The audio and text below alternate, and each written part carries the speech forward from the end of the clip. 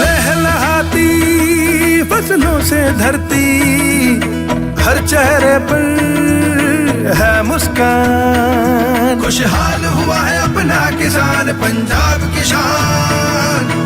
पंजाब सरकार किसानों की बेहतरी के लिए प्रतिबद्ध है। खाद, बीज और बिजली की आपूर्ति से लेकर फसलों का उचित मूल्य सुनिश्चित करने तक हर जरूरी कदम उठाए जा रहे हैं ताकि किसानों को अधिक लाभ मिले।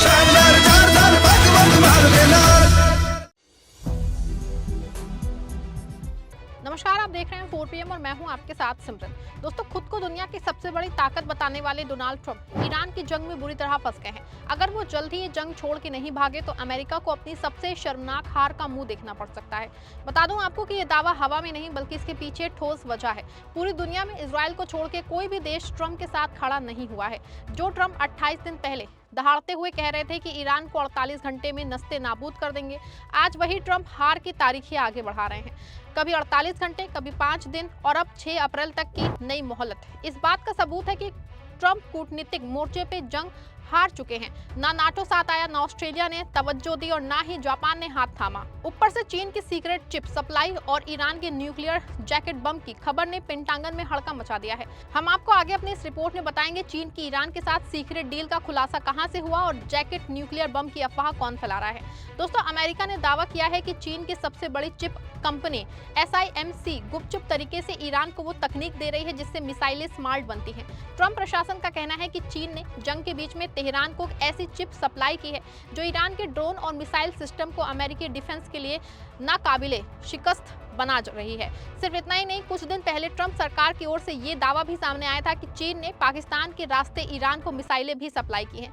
ये सिर्फ व्यापार ही नहीं, ट्रंप के मुंह पे तमाचा है। ट्रंप चीन को धमकाते रहे लेकिन ड्रैगन ने समुंदर के रास्ते ईरान की मिलिट्री मशीन को जिंदा रखा है। अब अमेरिका को डर है कि इन्हीं चिप्स की बदौलत ईरान अपने हथियारों को और भी घातक बना चुका है। डोनाल्ड ट्रंप प्रशासन के एक पूर्व वरिष्ठ अधिकारी ने सनसनीखेज दावा किया है कि चीन गुपचुप जो है इस जंग में ईरान का सबसे बड़ा मददगार बना हुआ है। दावे के मुताबिक चीन ने ईरान की सेना को केवल चिप ही नहीं बल्कि चिप मेकिंग टूल्स भी मुहैया कराए हैं। इसका सीधा मतलब है कि चीन ने ईरान को वो हुनर और औजार दे दिए हैं जिससे वो खुद अपने सैन्य उपकरणों के लिए एडवांस चिप तैयार कर सके। विशेषज्ञों का मानना है कि ईरान इन चिप्स की मदद से अपने ड्रोन प्रोग्राम्स को और अधिक सटीक और खतरनाक बना रहा है जिसका असर इजराइल और आसपास के संघर्ष क्षेत्रों पे सीधा पड़ेगा। अमेरिकी अधिकारी के मुताबिक वॉशिंगटन ने SIMC पे हमले ही कड़े प्रतिबंध लगा रखे हैं। इसका मुख्य कारण इस कंपनी के चीनी सेना के साथ गहरे और संदिग्ध संबंध होना है। तब जो है चीन और खुद SMIC ने आधिकारिक बयान जारी करके कहा था कि उनका चीनी मिलिट्री से कोई लेना देना नहीं है और वो पूरी तरह से एक स्वतंत्र कमर्शियल यूनिट है। अमेरिका का मानना है कि ये कंपनी नागरिक इस्तेमाल के नाम पे जो तकनीक विकसित करती है उसका सीधा फायदा सेना को मिलता है। अब यही सैन्य तकनीकी गठजोड़ ईरान तक पहुंच चुका है। फिलहाल चीन ने इन आरोपों पर आधिकारिक प्रतिक्रिया नहीं दी है। आपको बता दें, एक और जहां अमेरिका चीनी चिप टेक्नोलॉजी से परेशान है, वहीं दूसरी ओर सबसे खौफनाक खबर है कि ईरान अब जैकेट वाला न्यूक्लियर बम यानी एक ऐसा कॉम्पैक्ट परमाणु हथियार बना सकता है जिसे किसी भी छोटी मिसाइल या ड्रोन पे फिट किया जा सकता है। विशेषज्ञों का मानना है कि ईरान ने यूरेनियम संवर्धन उस स्तर पे पहुंचा दिया है जहां से परमाणु धमाका बम एकदम दूर है। ये जैकेट बम अमेरिका के लिए सबसे खतरनाक क्यों है?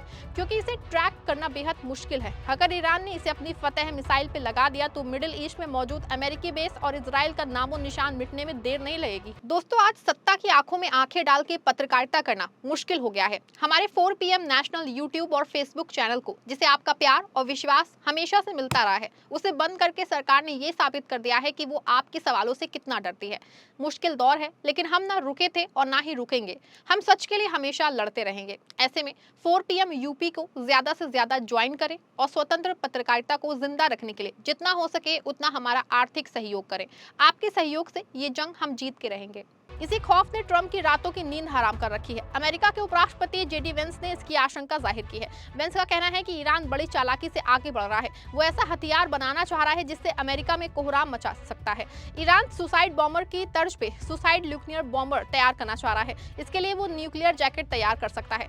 वेंस ने यह भी संकेत दिया है कि ये जैकेट वाला न्यूक्लियर बम सबसे छोटे परमाणु बम को ध्यान में रख के बनाया जा सकता है। अमेरिका के पास दुनिया का सबसे छोटा परमाणु बम है जिसमें 23 किलोग्राम का वॉरहेड ले जा सकता है और जिसकी कुल क्षमता 10 टन TNT है। जी हाँ दोस्तों, आपको बता दें ईरान की IRGC समर्थित तस्नीम न्यूज एजेंसी ने एक संपादकीय लेख में NPT से बाहर निकलने की बात कही है। तस्नीम का कहना है कि जब दुनिया के देश नियम कानून नहीं मान रहे हैं तो हम क्यों माने। NPT एक परमाणु प्रसार संधि प्रस्ताव है। ईरान के पास 60% तक का संवर्धित 440 किलो यूरेनियम है। एक परमाणु बम बनाने के लिए 90% तक संवर्धित यूरेनियम की जरूरत होती है। 440 किलो यूरेनियम से 11 परमाणु हथियार तैयार किए जा सकते हैं। लेकिन वेंस की इस बात में सच्चाई कम दिखती है कि ईरान का परमाणु बम अमेरिका में तबाही मचा सकता है, क्योंकि अभी ईरान के पास कोई ऐसा मिसाइल या ड्रोन नहीं है जो अमेरिका तक पहुंच सके। यहां तक कि इजराइल का सवाल है तो ईरान ने हमेशा परमाणु बम बनाने से इनकार किया है। ऐसे में ट्रंप प्रशासन के दावों में सच्चाई कम है और बेमतलब की बातें ज्यादा नजर आती हैं। यही वजह है कि जब अमेरिका सीधे ईरान के खिलाफ जंग में उतरा है तो इजराइल को छोड़ के पूरी दुनिया ट्रंप के साथ नहीं खड़ी हुई है। ट्रंप साहब को गलतफहमी थी कि वो एक आवाज देंगे और पूरी दुनिया उनके पीछे लामबंद हो जाएगी, लेकिन आज ट्रंप इंटरनेशनल लेवल पे बिल्कुल तन्हा खड़े हैं। नाटो ने साफ कह दिया है कि ये आपकी जानती जंग है, हम अपना तेल और अपने सिपाही कुर्बान नहीं करेंगे। हद तो तब हो गई है जब ट्रंप के सबसे वफादार माने जाने वाले ऑस्ट्रेलिया और जापान ने भी पल्ला झाड़ लिया है।